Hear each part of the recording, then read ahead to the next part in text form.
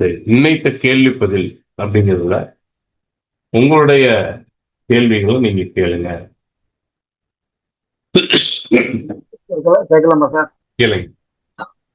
Sir, இப்போ நீங்க சொன்னீங்க மிதுனம்ங்கிறது சாத்வீகத்தில் தாமசம் ம், அப்படின்னு சொன்னீங்க. ம், சரி, இந்த மாதிரி ராஜசத்தில் சாத்வீகம், ராஜசத்தில் தாமசம், ம், இந்த மாதிரிலாம் இருக்கு. அதாவது மொத்தம் மூணு குணம், முக்குணம் இருக்கு. ம், சாத்வீகம், ராஜசம், தாமசம், சாத்வீகம், ம், மூணு குணம் தான் இருக்கு. இந்த குணம் தான் மாறி மாறி வருது. ம். அது எப்படி பாக்குறீங்க சார்? எந்த இந்த கிரகங்களுக்கு சாத்வீக கிரகங்கள் என்ன, தாமச கிரகங்கள் என்ன, அது கொஞ்சம் சொல்லுங்க சார், கொஞ்சம் விரிவா. கேளுங்க, முடிவா சொல்லுங்க.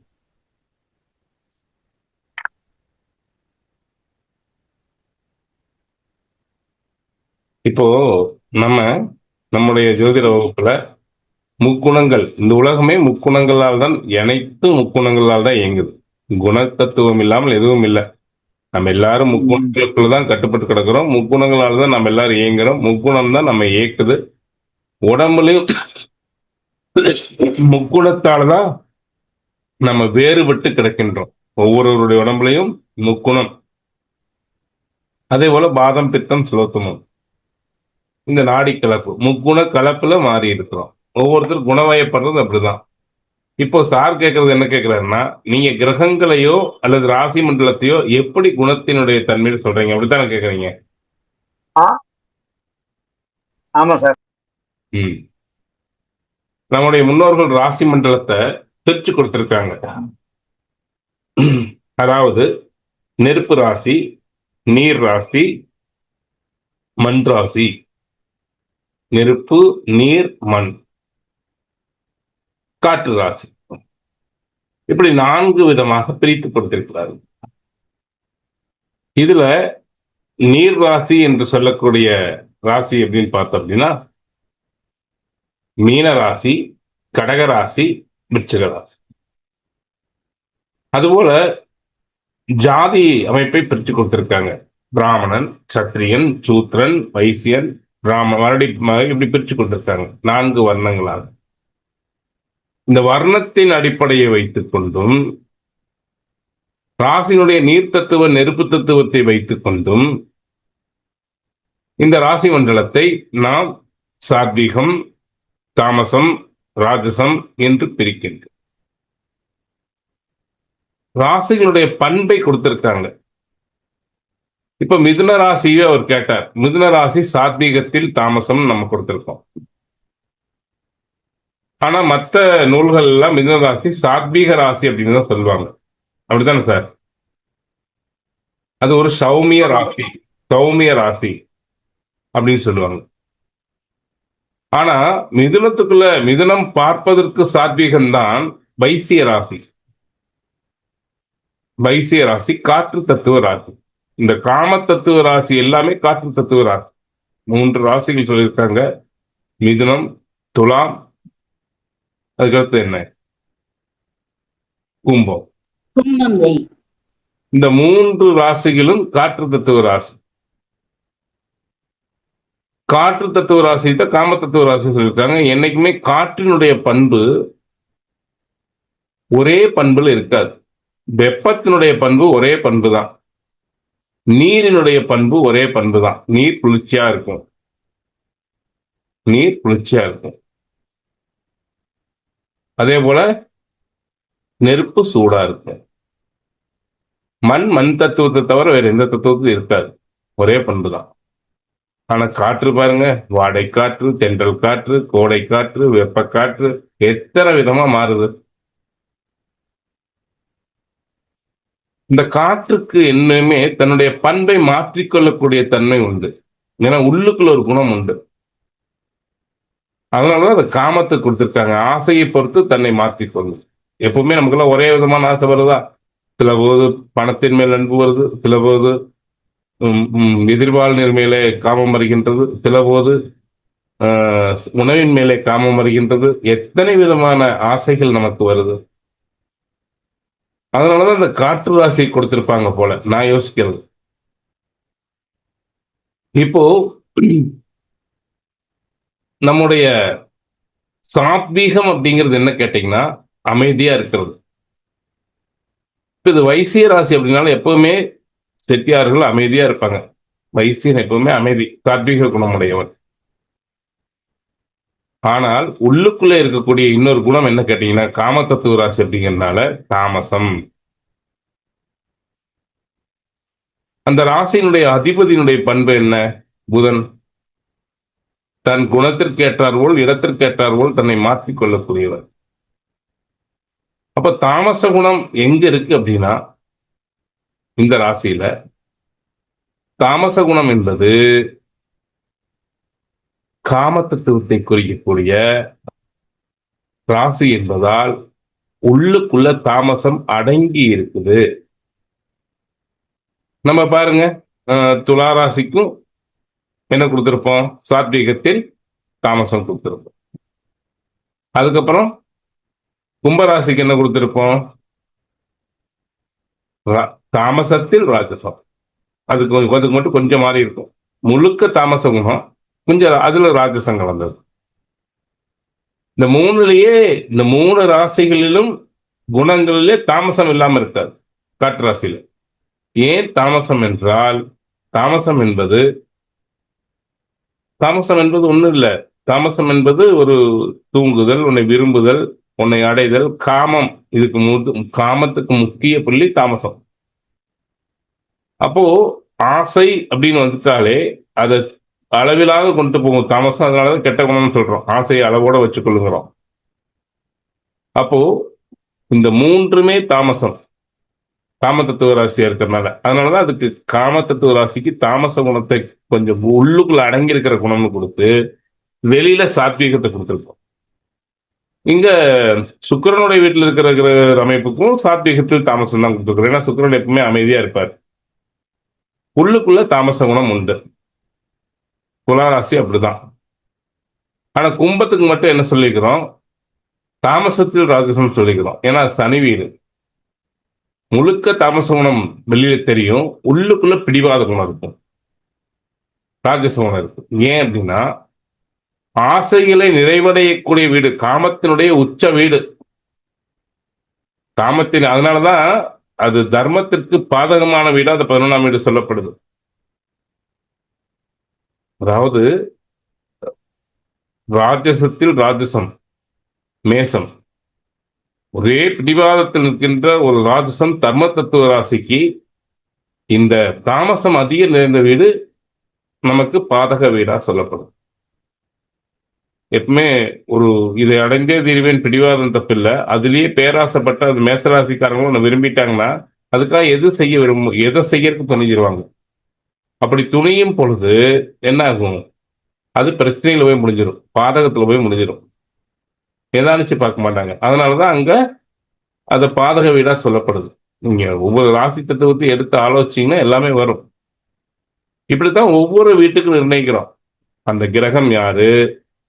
நம்முடைய ராசி சக்கரத்துல கொடுக்கும் பொழுது அது சௌமிய ராசி, அது ராஜச ராசி, இப்படிதான் கொடுத்துருக்காங்க. ஆனா நம்ம திருமண பொருத்தத்துக்கு அதை பிரிச்சு உள்ளுக்குள்ள இருக்கிற ஒரு குணத்தையும் கண்டு கொடுத்துருக்கிறோம். இப்போ உள்ளுக்குள்ள இருக்கிற குணம் ஒண்ணு சாத்வீகத்தில் தாமசம் அப்படிங்கிறது, ராஜசத்தில் ராஜசம். ஏன் மேசம் சொல்லிக்கிறோம்? மேசம் எதுக்கும் கட்டுப்படாது. செவ்வாய் நெருப்பு தர்மம். இது இந்த ராசி எடுக்கிற முடிவுல உள்ளுக்குள்ள வேற ஒரு குணம் ஒளிஞ்சிருக்கானா? எதுவும் இல்லை, ராஜச குணம் மட்டும்தான். இந்த ரிஷபத்தை பொறுத்தவரையிலும் காளை மாடு சாத்வீகம், அமைதியா தான் இருக்கு மாடு பார்க்கறதுக்கு. ஆனா அதனுடைய பண்பு என்ன? கடின உழைப்பாளி. அப்ப சாத்வீகத்தில் ராஜச குணம் இருந்தாதான் உழைக்க முடியும். உள்ளுக்குள்ள மறைந்து இருக்கக்கூடிய குணம் ராஜச குணம். நம்ம 2 குணத்தை ஏன் கொடுத்திருக்கிறோம்னா உள்ளுக்குள்ள மறைந்து இருக்கக்கூடிய ஒரு குணத்தை கொண்டு வந்து கொடுத்திருக்கிறோம். அதுக்கப்புறம் கடகத்தை எடுத்துக்கங்க. எப்பவுமே அமைதி மட்டும்தான் நிறைந்த ராசி. அது ஆற்று நீரை குறிக்கக்கூடிய ராசி. நண்டு எப்படி இருக்கும்? அப்படியே படுத்து கிடக்கும். தண்ணிக்குள்ள பாத்தீங்கன்னா அமைதியா படுத்து கிடக்கும். ஓடுனாலும் வேகமா ஓடும், அமைதியா படுத்து கிடக்கும். அப்ப சாத்வீகத்தில் சாத்வீகம், தன்னை அகோரமாக காட்டிக்கொள்ளாத ஒரு ராசி கடகம். அதுக்குள்ள தாய்மை மட்டும்தான் நிறைஞ்சிருக்கு. அதனாலதான் அங்க செவ்வாய் முழுசா, அங்க அகங்காரங்கிற செவ்வாய் முழுசா நீசம் அடைஞ்சிருக்கு. அங்க வேற குணக்கலப்புக்கு வழியே இல்லை. தாயினுடைய அன்புல எந்த ஒரு ராஜசமோ அல்லது ராஜசமாக தோன்றினால் கூட அங்கேயும் சாத்வீகமான அன்பு தான் அது கலந்திருக்கும். சிம்மத்துல பாருங்க, சூரியனுடைய தன்மை சிம்மத்தினுடைய தன்மை எப்படி இருக்கும்? சிம்மத்துக்கு ராஜச குணம் கொடுத்திருப்பாங்க. சிம்ம ராசி எப்பவுமே ராஜச குணம் கொரூர ராசின்னு கொடுத்திருப்பாங்க நூல்கள்ல, மூல நூல்கள்ல. ஆனா அது என்னதான் கொரூரமா இருந்தாலும் அதுக்குள்ள ஒரு அமைதி பண்பு இருக்கு, ஒரு போல்ட்னஸ் இருந்தாலும் உள்ளுக்குள்ள ஒரு ராஜாட்ட அமைதி, சாத்வீகம், கருணை குணமும் இருக்கு. கருணை நிறைந்த ராசி சிம்மம். அதனாலதான் அங்க காதல் பிறக்குது. கருணை இல்லைட்டு அங்க அன்பு எப்படி பிறக்கும்? சித்தத்தை உள்ளுக்குள் வைத்திருக்கக்கூடிய ராசி இது. எந்த மூல நூல்கள்லயும் இந்த ரெண்டு குணமெல்லாம் கொடுக்கல. இது அடியவனா இறைவனுடைய அருளால் கொடுத்தது. நீங்க எந்த நூல்ல எப்பேற்பட்ட ஜோசியர் எடுத்து கேட்டு பார்த்துக்குங்க, இப்படி ஒரு விளக்கம் ராசி மண்டலத்துக்கு கொடுத்திருந்தால் கொடுக்கவும் இல்லை, இதுவரை கொடுத்ததும் யாரும் இல்லை. யாராவது கொடுத்துருக்காங்களா சார்? உண்மை உண்மை உண்மை உண்மை சார், இத்தனை பக்கம் படிச்சிருக்கீங்க, இப்படி ரெண்டு குணத்தை யாராவது சொல்லி கொடுத்துருக்காங்களா? கிடையாது சார், கிடையாது. ஏன்னா அங்கதான் காதல் பிறக்குது. சிம்மம்னா எப்பவுமே கம்பீரம், ராஜசகுணம் சொல்லுவாங்க. அது மூல நூல்ல இருக்கு. சிம்மம் குரூர ராசின்னு இருக்கு. ஆனா சிம்மத்துக்குள்ள அடங்கி இருக்கிறது காதல், நெருப்புக்குள் இருக்கிறது அன்பு. ஆனா மேசத்துல அந்த அன்பை எதிர்பார்க்க முடியாது. வெறும் தேய்ச்ச சட்டையாட்டவே இருப்பான், அயன் பண்ணி போட்ட சட்டையாட்டவே நிற்பான் மேசராட்சிய. எனக்கு தெரிஞ்சு மேச லக்கணத்துல பிறந்த ஒருத்தன்ட்ட ஒரு பொண்ணு போய் காதலை சொல்லுது, கட்டினா உன்னைத்தான் கட்டுவேங்குது. அந்த பொண்ணு கலெக்டர் ஆபீஸ்ல வேலையில் இருக்கு. கலெக்டர் ஆபீஸ்ல நல்ல போஸ்டிங். இவ முக்கா துட்டுக்கு சம்பாத்திட்டு இதுன்னு சொல்ல முடியாது. சும்மா அப்படியே ஜாலியா பொழுது போயிட்டு இருக்கிறான். இந்த பொண்ணுக்கு பிடிச்சு போச்சு இந்த பையனை. இவ கம்ப்யூட்டர் வச்சுட்டு அது பண்ணிக்கிட்டு இருந்தா. இப்பதான் வேலைக்கு போறான் குடும்பமானதுக்கு அப்புறம். கட்டுனா உன்னைத்தான் கட்டுவேன்னு நிக்குது, லவ் சொல்லி நிக்குது. இவன் 1000 சொல்றான் லவ் திருப்பி சொல்றதுக்கு. அவங்க அப்பா அப்படியா, அந்த குடும்பம் அப்படி, அவங்க அப்படி, இவங்க அப்படி. அதாவதுங்க, இவ திரிசாமான பொண்ணை எதிர்பார்க்கிறான். சாரி, அப்படி சொல்லக்கூடாதான். ரொம்ப பவரான பொண்ணை எதிர்பார்க்கிறான், சினிமா ஸ்டார் மாற. யோசிச்சு பாருங்க, அந்த பொண்ணு மாசம் 40,000 50,000 சம்பளம் வாங்குது. இப்பெல்லாம் 1 லட்சம் வாங்கிருக்கும். இவருக்கு ஒண்ணு வெட்டி கௌரவம் தான். ஆனா லவ், அந்த பொண்ணு அழகான பொண்ணு, கொஞ்சம் ஒல்லியா இருப்பா, அழகான பொண்ணு. நான் சொல்றேன், ஏதாவது இப்ப ஏற்பட்ட பொண்ணு லவ் சொல்லுது, கொடுத்து வச்சோண்டா ஓகே சொல்ல மாட்டேயா அப்படின்னு. என்ன, அந்த பொண்ணு முகம் அவ்வளவு அழகு, அவ்வளவு பிடிச்சிச்சு இவனை. ஏன் பிடிச்சதுன்னு தெரியல. ஆனா இவன் லவ் உள்வாங்கிறதுக்கு அவ்வளவு யோசிக்கிறான். அப்படியாவது இவன் அந்த பொண்ணுக்கு எல்லா விதத்திலும் ஏணி வச்சா கூட எட்ட பண்ணான். இன்னைக்கு கல்யாணம் ஆயிடுச்சு, பண்ணி வச்சுட்டோம், நல்லா இருக்கிறாங்க, அது வேற விஷயம். ஆனா ரொம்ப பிகு பண்ணான். அப்ப எடுத்துக்கங்க, ஏன் மேசம் இங்க காதல் பிறக்காது சாமானியமா. வெட்டிக்கவரும் பேசி வீணா போனாலுங்க. புரியுதுங்களா? இவங்க நல்லா உழைச்சாங்கன்னா மேசம் உயர்வு கொண்டு வரும். ஆனா இவங்க இந்த கௌரவம்னே அழிஞ்சு வர ஆளுக்கு மேசல கணக்காது. திமிர் பண்ணியே அழிஞ்சு வர ஆளு. புரியுதுங்களா? அதனாலதான் ஆட்டை என்ன பண்றோம், ரொம்ப திமிர் பண்ணிச்சுன்னா வச்சிருக்க முடியாது, பிடிச்சி அறுத்துறேன். புரியுதுங்களா? திமிர் பண்ணியே அழிஞ்சு வர ஆளுங்க மேசம். அது திமிர் இருக்கக்கூடாது. மேசத்துக்கு எப்பவுமே திமிர் இருக்கக்கூடாது. அதனாலதான் பாதகமா எது வருது, காமம் வருது. அப்போ உன்னோட ஆசைகளை அளவோட வச்சுக்கலன்னா உன்னை அழிச்சு போடணும்னு என்ன காட்டுது, 11ஆம் ராசி காட்டுது. அப்போ நீ உன் ஆசைகளை முதன்மைப்படுத்தாதே என்பது மேசத்துக்கு சொல்லக்கூடிய ஒரு பாடம். காலபுருஷ தத்துவம் சொல்லுது, நீ மனசில் நினைச்சதெல்லாம் பெருசுன்னு நினைச்சுக்காத. முதல்ல நீ மனசில் நினைச்சதுதான் நடத்திக்குவேன்னு நினைச்சிடாத. நினைச்சிய உனக்கு அது பாதகமா முடிஞ்சிடும். உனக்கு நீ கெடுதல் பண்ணிக்கிறேன்னு அர்த்தம். உன் ஆசைகளை விலக்கி வச்சுட்டு உன்னை சுத்தி இருக்கிற உன்னை என்ன நினைக்கிறாங்க அப்படிங்கிறத பார் அப்படின்னு சொல்லி கொடுக்குது அந்த ராசி. அதனால ராஜசமான ராசியில காதல் பிறக்கிறது இல்லை. ஆனா ராஜசத்தில் சாத்வீகமான ராசியான சிம்மத்துல காதல் பிறக்குது. அதனாலதான் அது சாத்வீகம் உள்ளுக்கு இருக்குது நான் அடியேன்னு சொல்றேன். சிம்மத்துல இருக்கக்கூடிய சாத்வீகம் உள்ளுக்கு இருக்குது, கருணை. சிம்ம ராசிக்காரர்களை புகழ்ந்து பாருங்க, எல்லாமே எடுத்து கொடுத்துட்டு போயிடுவாங்க சார். அழுதுருவாங்க நம்ம புகழ்ந்தீங்கன்னா. அது பழச ஞாபகப்படுத்தினீங்கன்னா, அடி பணிஞ்சிட்டீங்கன்னா அவங்கள மாதிரி உங்களை கைதி கூட யாருமே இருக்க மாட்டாங்க. புரியுதுங்களா? அதுக்கடுத்தது பாருங்க, அதனாலதாங்க சூரியனுடைய அம்சத்தில் வந்த கர்ணன் தன்னுடைய புகழ், தன்னுடைய அந்த முதல்ல புகழுக்காகத்தான் கொடுக்க ஆரம்பிச்சான். கொடுக்க கொடுக்க கொடுப்பது அவனுக்கு வழக்கமாயிருச்சு. கொடுப்பதை நிறுத்த முடியல. கடைசியா தான் செய்த புண்ணியத்தை எல்லாம் கண்ண பரமாத்மா கேட்கல, இருப்பதாக ஒன்றை கேட்டுவிட்டான், கடைசி நேரத்தில் என்னுடைய தர்மத்திற்கு இழுக்கு வரலன்னு சந்தோஷப்பட்டார். எவ்வளவு பெரிய கருணை உள்ளம் அதுக்குள்ள இருக்குன்னு பாருங்க. கருணை போல கம்பீரமானவன் இல்லை, அதுக்குள்ள எவ்வளவு கருணை உள்ளம்.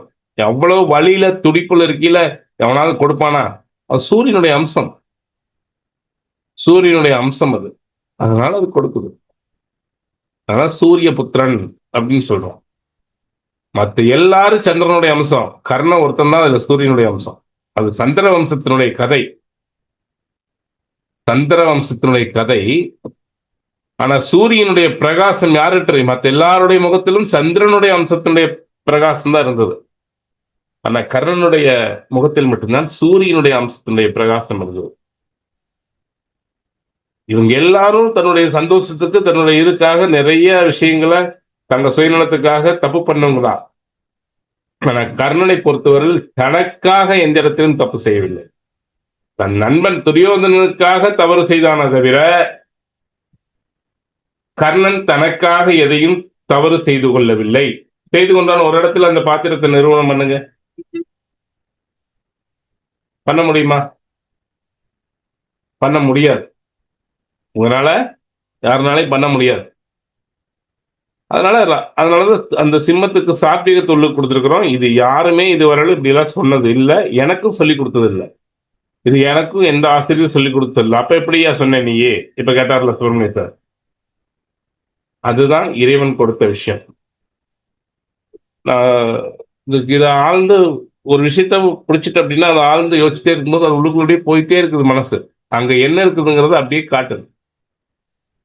இது எந்த நூல்லையும் நான் படிக்கல சார், சத்தியமா சொல்றேன் சார்.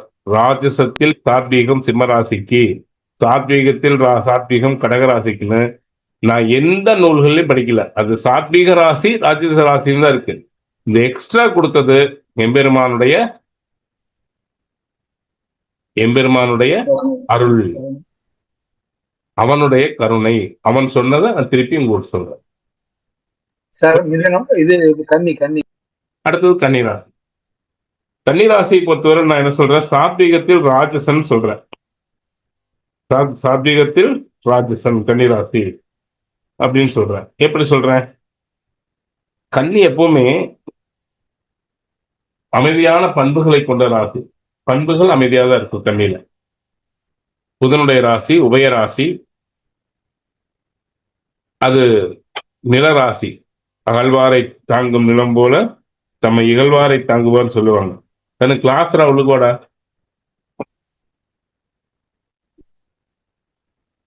அகழ்வாரை தாங்கும் நிலம் போல தம்மை இகழ்வாரை தாங்குவார்னு சொல்லுவாங்க. எப்பவுமே நிலராசியில சாத்வீகம் இருக்கும்.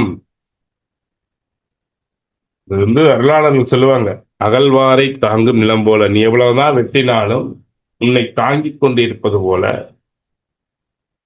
இகழ்வாரை தாங்குதல் வேண்டும். உன்னை பற்றி கேவலம் பேசினாலும் நீ அவங்கள எதிர்த்து ஒன்றும் செய்ய வேண்டாம், அவங்களே கொஞ்சம் அழிஞ்சுக்குவாங்க. இகழ்வாரை பொறுத்தல், தம்மை இகழ்வாரை பொறுத்தல் வேண்டும் அப்படிம்பாங்க. அதுபோல இந்த கன்னிராசியை பொறுத்தவரை நிலராசி அப்படின்னாலும் சாத்விகம், உள்ளுக்குள்ள ராஜசமம் உண்டு. இது காமம். கண்ணில காமம் இருக்காது. கண்ணில தொழில், உழைப்பு, பொருள், கடின உழைப்பு, இதையெல்லாம் கொடுக்கக்கூடிய உள்ளுக்குள்ள புத்தியில அதுதான் இருக்கு. ஆனா மிதுனத்துல காமம் ஒளிஞ்சிருக்கும், இதுல காமம் ஒளிஞ்சிருக்காது. இதுல கடின உழைப்பு ஒளிஞ்சிருக்கும். தண்ணியில கடின உழைப்பு ஒளிஞ்சிருக்கும். அதுக்கு அடுத்தது பாருங்க துலாம், இது சொல்லிட்டேன் ஏற்கனவே. அதுக்கு அடுத்தது விருச்சகம், ராஜசத்தில் சாத்வீகம். விருச்சகம் நீர் ராசி, ஆனா நீர் ராசியில உள்ளுக்கு சாத்வீகம் நீரினுடைய தன்மை கம்மியா தான் இருக்கும். ஆனா அங்க செவ்வாயினுடைய ஆற்றலான ராஜசமம் அது நீர் ராசியாக இருந்தாலும் விஷத்தத்துவ ராசி, சுறுசுறுப்பான ராசி, இயக்கத்துல ரொம்ப அதிவேகமான ராசி. அதனால விருச்சிக லக்னத்துல பிறந்தவங்க வேகம், அவசர புத்தி, அவசர ஸ்பீடு, செய்யற வேலையில 10 வேலை ஒரே நேரத்துல செய்வாங்க. 10 தலை ராவணன் சொல்லுவாங்க. அதான் ராவணன்னா ராவணமா குணம்னு நினைச்சுக்காதீங்க. அதீதமான சிந்திக்கக்கூடிய ஆற்றலுடைய ராசி, சிந்தனை திறன் அதிகம் கொண்ட ராசி, அதுல பயங்கர வேகமான ராசி, பலகால் ராசின்னு சொல்லுவாங்க இத, பலகால் ராசி. அதனால ராஜச குணம் முழுசு இந்த ராசிக்கு உண்டு. ஏன்னா ஸ்பீடான ராசி அப்படிங்கிறதுனால, தேலினுடைய ராசி அப்படிங்கிறனால சுறுசுறுப்பான ராசி. ஆனா நீர் ராசியாக இருந்தாலும் அது ஏன் ராஜசமாகுது அப்படின்னா அது சர்க்கரை நீரை குறிக்கக்கூடிய ராசி. அது குழம்பிய குட்டைன்னு சொல்லுவாங்க, சிலர்கள குழம்பிய குட்டைன்னு சொல்லுவாங்க. அப்போ அது ராஜச குணம் அதுல முழுசு நிறைஞ்சிருக்கு. உள்ளுக்குள்ள சாத்வீகம் இந்த ராசியில. இப்போ தனுசு ராசி எடுத்துக்கங்க, சாத்வீகமா இருக்கிற மாதிரி இருப்பாங்க. இவன் விருச்சகம் ஸ்பீடு, தையம்பையான்னு குதிப்பான். உள்ளுக்குள்ள கருணை நம்ப இருக்கும். இந்த 2வது போட்ட குணம் கூட உள்ளுக்குள்ள இருக்கக்கூடிய குணங்க. ஃபர்ஸ்ட் பழகும் போது நம்மகிட்ட எப்படி இப்போ ஒருத்தன் பழகுறான், முதல்ல நம்ம தோல்ல கை கிட்ட வர்றான், ஹலோ சொல்றான், நாமளும் ஹலோ சொல்றோம், அப்புறம் கூட பழகுறான், பழக்கம் பிடிச்சி போச்சு, நண்பர்கள் ஆயிட்டீங்க, ஒரு மீட்டிங்கில் சந்திக்கிற நண்பர்கள் ஆயிட்டீங்க. அப்படியே பழக பழக பழக பழக பழக அவனுடைய உள்ளுக்குள்ள இருக்கிற குணம் வெளிப்படும். வெளிப்படுமா சார் உள்ளுக்குள்ள என்ன குணம் இருக்குன்னு? கண்டிப்பா சார், கண்டிப்பா கண்டிப்பா. அப்பதான் அவனை பத்தி முழுசும் தெரியும் ஆச்சுங்களா. சில பேர் பாத்தீங்கன்னா பொண்ணுங்கிட்ட ரொம்ப நல்லா பழகுவான், நம்ம நல்லா பழகுறான்னு நம்பி பழகுனா அங்க காமம் வெளிப்படும். சில பேர் பழகுவான், அங்க அந்த பொண்ணுக்கு எல்லா விதத்திலயும் உதவுவான், அங்க சாத்வீகம் வெளிப்படும். இப்படி அப்ப அவங்ககிட்ட காமம் இல்லையானா காமம் உண்டு, ஆனா அது உள்ளுக்குள்ள அந்த குணம் உடனே வெளிப்படாது. இப்போ இந்த தனுசு ராசிக்காரங்க சாத்வீகமா தெரிஞ்சா கூட, குருவினுடைய ராசி ரொம்ப அமைதியா தெரிஞ்சா கூட தனுசு லக்னக்காரங்க உள்ளுக்குள்ள ராஜச குணம், உள்ளுக்குள்ள ராஜச குணம் தான் தன்னுடையது, தன் உழைப்பு அப்படிங்கிற ராஜச குணம் இருக்கும். போக போக ராஜச குணம் வெளிப்படும். இது வந்து 2வது குணத்தை நீங்க பெருசுபடுத்த வேண்டாம். 2வது குணம் என்பது போக போக வெளிப்படுகிற குணம். பழக பழக பழக பழக இன்னொரு குணம் உள்ளுக்கு இருந்து வரும். அடுத்தது மகரம், ராஜசத்தில் தாமசம். மகரத்தை பொறுத்தவரை இவங்க ரொம்ப உழைப்பாளிக, கடும் உழைப்பாளிக, கடும் உழைப்பு கொடுக்கக்கூடியவங்க. லக்னாவது இருக்கும் இடத்தை பொறுத்து எதுல காமம் சொல்லலாம். ஆனா இவங்க தாமச குணம் உள்ளுக்குள் உண்டு. தாமசம் என்றால் என்ன? தன் ஆசையை முன்னிலைப்படுத்துவார்கள், தன் வேலைக்கு முக்கியத்துவம் கொடுப்பார்கள், தன் ஆசையை முன்னிலைப்படுத்துவார்கள், தன் ஆசைக்குத்தான் மற்றவங்களை இறங்க வைப்பாங்க. இந்த மகர லக்னம் இது நம்ம இதுல மகர லக்னக்காரங்க இருக்கிறீங்க, விருச்சிக லக்னக்காரன் நானே இருக்கிறேன். இது உண்மை, இந்த குணம் உள்ளுக்குள்ள இருந்துட்டு தான் இருக்கும். அது இல்ல யாரும் மறக்க முடியாது. புரியுதுங்களா? அப்ப அது இருக்கும். தன்னுடைய அந்த ரொம்ப உழைப்பாளி, காடற்கு எல்லாம் இருக்கும், நல்ல டைப் இருக்கும். ஆனா உள்ளுக்குள்ள தாமசம் மறைஞ்சிருக்கும். உள்ளுக்குள்ள ஒரு குணம் தாமசம் மறைஞ்சிருக்கும். தன்னை முன்னிலைப்படுத்தக்கூடிய குணம் ஒளிஞ்சிருக்கும். தன் ஆசைகளை கொண்டு வந்து திணிக்கக்கூடாது. காமமா இருந்தாலும் சரி, என்ன பண ரீதியான காமமா இருந்தாலும் சரி, எது ரீதியான காமமா இருந்தாலும் சரி, அந்த காமத்தை உள்ளுக்கு கொண்டு வந்துடும். தாமசம் என்பது என்ன? காமம், அது சுயநலம் எல்லாமே இருக்கும். அவங்க கெட்டவங்கன்னு அர்த்தம் இல்ல, நிக்கக்கூடிய இடத்தை பொறுத்து நிர்ணயிக்கணும். அந்த ராசி எந்த நட்சத்திர புள்ளியில் இருக்குன்னு நிர்ணயிக்கணும். இதையெல்லாம் வச்சு இன்னும் முடிவு, அதுல எந்த குணம் எவ்வளவு வேரியேஷன் இருக்குன்னு முடிவு பண்ணணும். சும்மா இதை மட்டும் வச்சு முடிவு பண்ணக்கூடாது. இந்த ராசியில் உள்ளுக்கு ஒளிஞ்சிருக்கக்கூடிய குணம் இது இருக்குது. அடுத்தது கும்பத்துல பாருங்க, முழுசும் தாமசம். மேலோட்டா பார்க்கும்போது தாமச குணம் தான் தெரியும், உள்ளுக்குள்ள ராஜச குணம் மறைஞ்சிருக்கு. மீனம் சாத்வீகத்தில் சாத்வீகம், மீனம் சாத்வீகத்தில் சாத்வீகம். இப்படிதான் சார் இது எடுக்கிறேன் சார். இப்போ கிரக சேர்க்கை 2 இருக்கு வச்சுங்களா, அதையும் பொறுத்து இதை மாத்தலாமா? புரியல. இப்போ நமக்கு வந்து எக்ஸாம்பிள், இப்போ மிதுனத்துக்கு என்ன சொன்னீங்க? சாத்வீகத்தில் தாமசம். சாத்வீக குணங்கிறது புதனை வச்சு சொல்றது. ஆ. தாமசம் உள்ளுக்குள்ள அடங்கி இருக்கிற குணத்தை வச்சு சொல்றது. கரெக்டா சார்? ஆமா, சாத்விகங்கிறது மென்மையான ராசி, அது ராசியே மென்மை. மென்மையான ராசி. சரி, சரி. மென்மையான ராசி. இப்ப இதுல 2 கிரகம் இருக்கு வச்சுங்களேன். அந்த கிரக தன்மையும் மாறுபடும். இப்ப சுக்கிரன் அங்க இருக்காரு. சுக்கிரன் அங்க இருக்கிறது தாமசத்தை அதிகப்படுத்தும். அது ஏற்கனவே ஆ தாமசம் நம்முடைய ராசி, தாமசத்தை அதிகப்படுத்தும். அதான் கேட்டேன் சார். அதான் சார் கேட்டேன். சுக்கிரன் அங்க இருக்கிறது தாமசத்தை அதிகப்படுத்தும். சூரியன் இருந்தா தாமசம் குறையும். ஆமா, சூரியன் சூரியன் வந்து அது ராஜசகரம். ராஜசம். ராஜசகரம் ராஜசம். அது சார் அதாவது சார் சார் இப்போ இது ஒரு உதாரணம் சொல்றேன். ஆ, இப்போ இது நான் அசைவத்தில் தான் சொல்ல முடியும், சைவத்தில் இருந்து சொல்ல முடியாது. சொல்லுங்க சார். கடல் மீன் சமைக்கிறீங்க. கடல் மீனை சமைக்கும்போது சொல்லிடுவாங்க, உப்பு தண்ணியில கழுவிடாதீங்க. கடல் மீன் வந்து நீங்க கடற்கரையில் போய் வாங்கக்கூடாது. கடல் மீன் தான் இங்க கிடைக்கிற மீன்லாம் வாங்கக்கூடாது. கடல் மீன்லாம் இப்ப நான் ஒரு தடவை கடல்ல பாண்டிச்சேரியா இல்ல எங்கேன்னு தெரியல, நான் மறந்துட்டேன். போயிட்டு இந்த இறால் சொல்லுவோம்.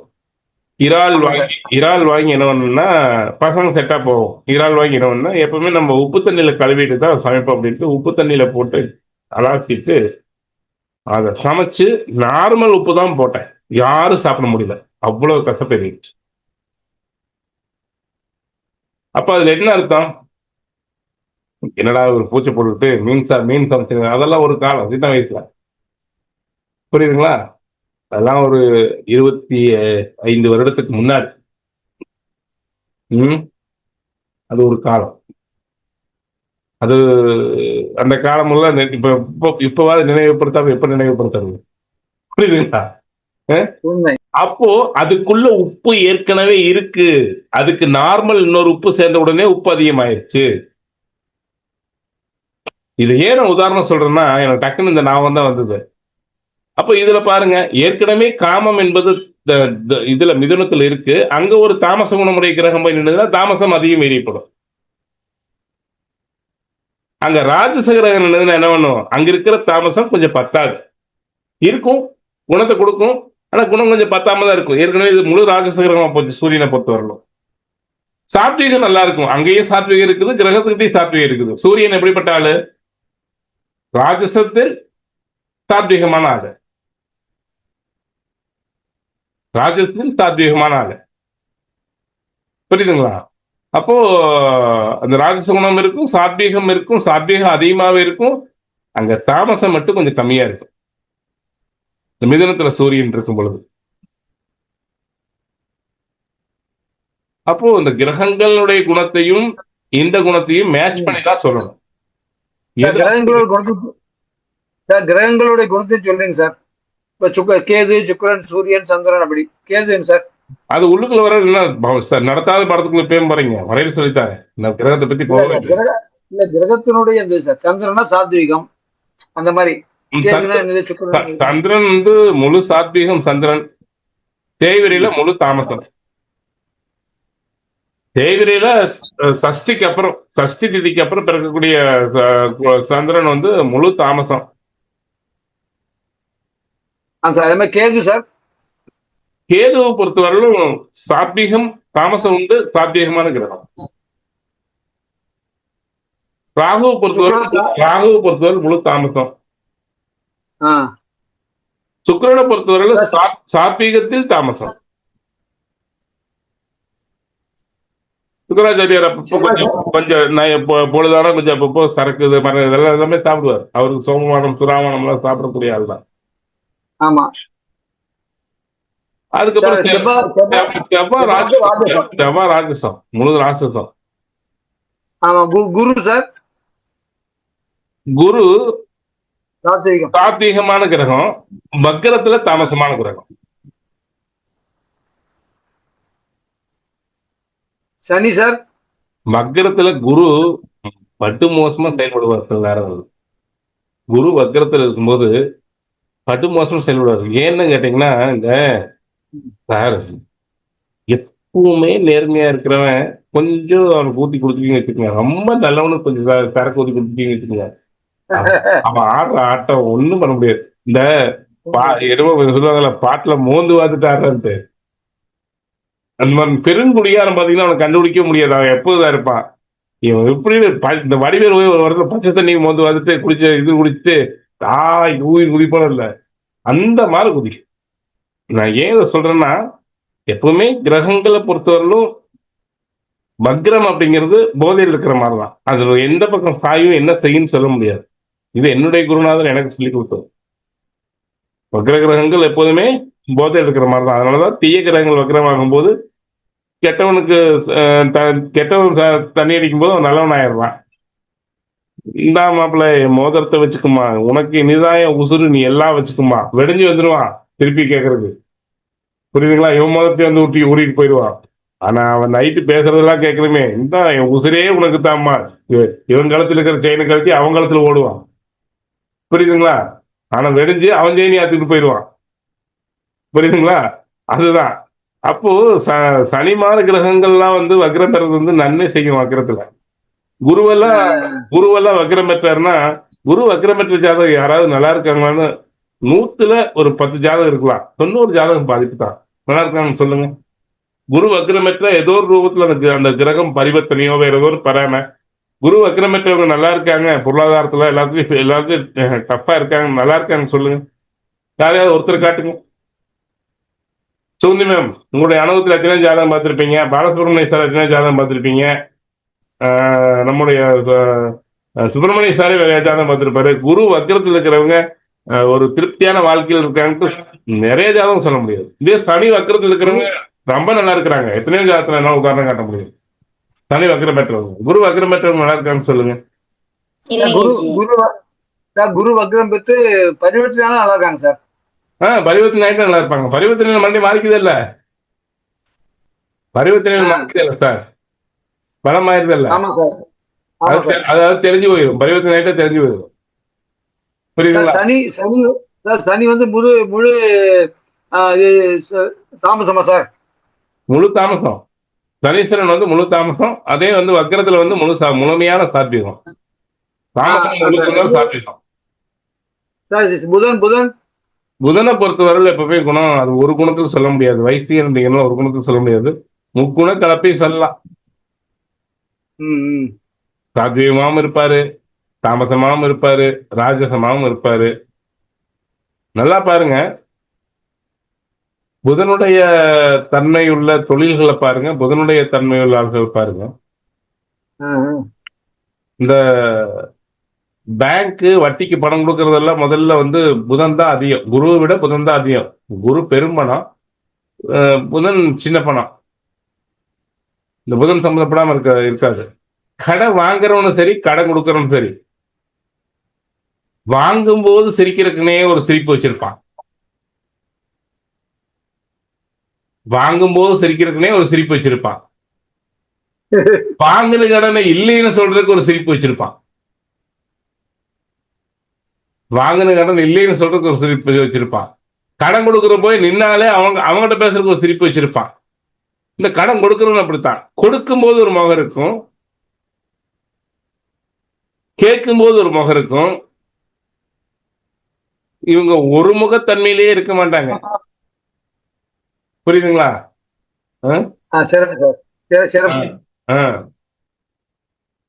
அதான் சொல்லுவாங்க, ஐயோ அறிவுல ஏதோ சொல்லுவாரு, இந்த கடனை வாங்குறவ வாங்கும்போது ஒரு சிரிப்பு, கேட்ட கடனை இல்லைன்னு, கொடுத்த கடனை கேட்கல இல்லைன்னு சொல்றதுக்கு ஒரு சிரிப்பு.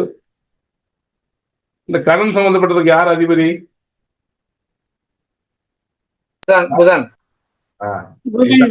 இதான் சார், இதான். அதனாலதான் பன்முகத்தன்மை. ஆர்டிஸ்ட், நடிகர், மகா நடிகர். புரியுதுங்களா? அப்புறம் சார் அடுத்தவங்க கேட்டு சார். மிக மிக சிறப்பான விளக்கம் சார். ரொம்ப நாள் சந்தேகம். நன்றி சார், நன்றி சார். உங்களுக்கு எல்லாமே தெரியும் சார், இருந்தாலும் குருவை கேட்டோம் அப்படின்ட்டு. அடியேன் சிறியவன். ஏன்னா இல்ல மகரம் அல்ல, குருவை போய் சுத்தல் விடணும். அப்படி இல்லை சார். அடுத்தது